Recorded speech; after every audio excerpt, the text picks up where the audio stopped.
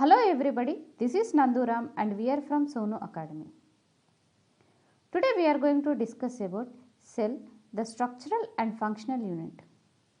In the last lesson you have learned that cell is the basic unit in structural organization of all living organisms. The fundamental role of the cell in the organisms has come from intensive investigations for the past 300 years by several scientists. Our understanding on the structural and functional organization of cells has increased during this period due to the improvements made on the construction of various types of microscopes and development of a wide range of biochemical and biophysical methods. Let us see what are they.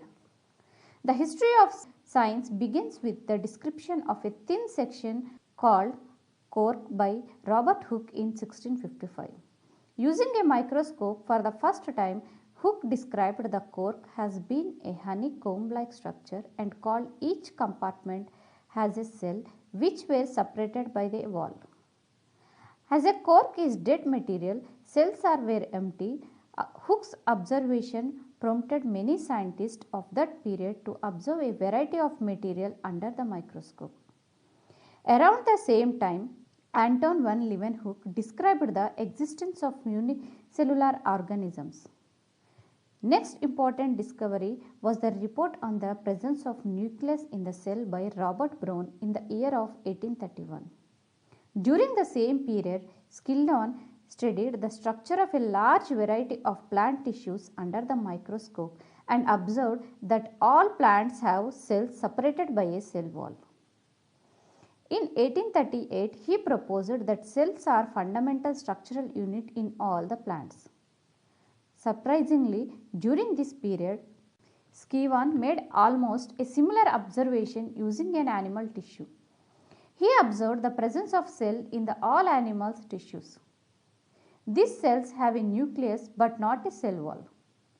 But for the absence of a cell wall, he observed that the structure of animal was more or less similar to the structure of a plant cell. Both Schleiden and Schleiden discussed their result and proposed cell theory in 1838.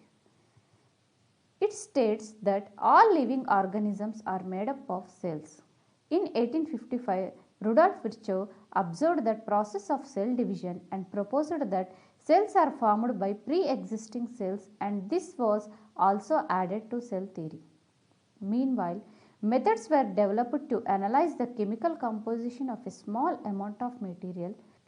Using these methods, chemical compositions of a wide variety of cells was studied. Surprisingly, it was observed that cells from different types of organisms have the same chemicals in them.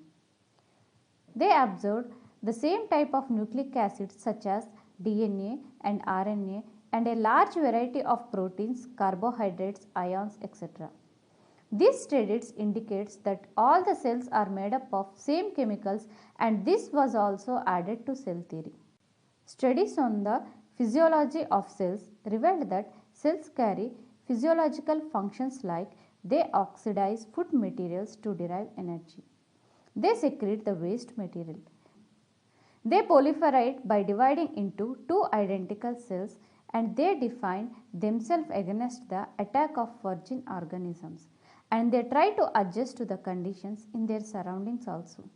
These are the same functions carried out by all living organisms.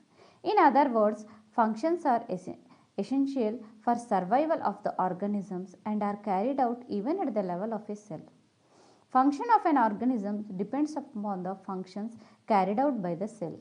This concept was also added to the cell theory. Points to be remembered in this lesson are: all the living organisms are made up of cells and their products. All the cells are formed from pre-existing cells.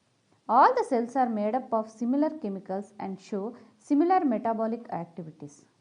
Functioning of an organism depends upon the functions carried out by the interaction of different cells present in the organisms. As this theory states that all the organisms are made up of cells, we can consider the cell as the basic structural unit of all organisms, since the function of an organism depends upon the functions carried out by its cells. By putting these two statements together, Cell is the basic structural and functional unit of all the living organisms. Thank you. This is Nanduram and we are from Sonu Academy.